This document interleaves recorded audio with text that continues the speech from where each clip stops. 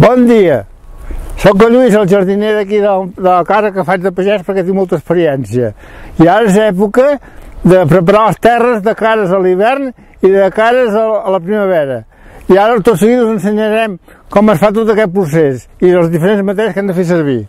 Aquí tinc un company que es diu Ismael, que està fent d'aprenentatge del nostre ofici, que és de pagès, que és molt maco, i està molt content i molt agraït. I ara ell començarà a escampar la matèria orgànica perquè puguem fer. Aquí tenim el fem, que és d'origen animal, i aquí tenim l'humus, que és d'origen vegetal. I són les dues matèries necessàries per abonar la terra perquè hi hagi aliment per les plantes i siguin ben maques i ben ufanoses.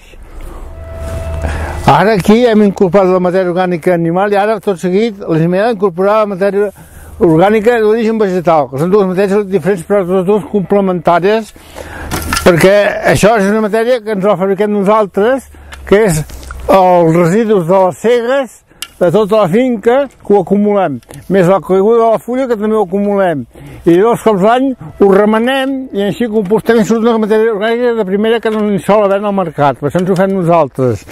I ara tot seguit anem a la incorporació de la matèria orgànica en el subsol, de la terra. Ho farem de dos sistemes, un de manual i un de mecànic. Primer farem el manual, i veureu tot seguit com va. Anem a fangar. Deixa la la terra, agafa aquesta eina, vinga, ja pots començar. Sí, veus? Punxant,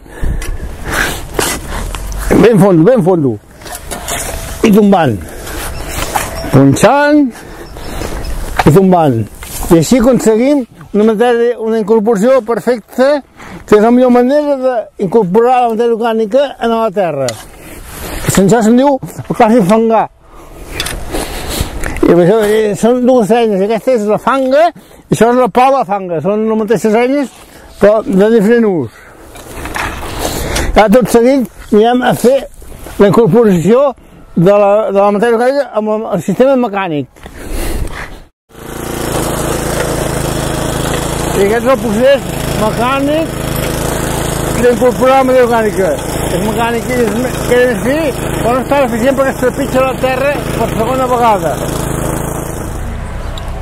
Un cop tenim les matèries orgàniques diferents incorporades a la terra, hem d'esperar de 2 a 3 mesos perquè s'interrelacionin l'orgànica amb els minerals que té la terra. Perquè si ho fem immediatament encara no ha començat el procés biològic perquè les plantes ho puguin assimilar. Ara això, convé un cop fet això, deixar-ho reposar uns 30-60 dies aproximadament i llavors ja podem plantar-hi. I ara és època de plantar-hi. En aquest clima que tenim aquí, sembrar el que és fava, pèsol i espinac. Si som en una zona més climàtica, més amorosa o més calenta, com pot ser el Maresme, allà es poden fer produccions d'enciam, poden fer produccions de moltes més coses que aquí no ens ho permet el clima. Perquè tinguem en compte que estem al bell mig del parc natural de la zona volcànica, que és zona més continental que la marina. I com que estem a la zona volcànica tenim una terra d'origen volcànic.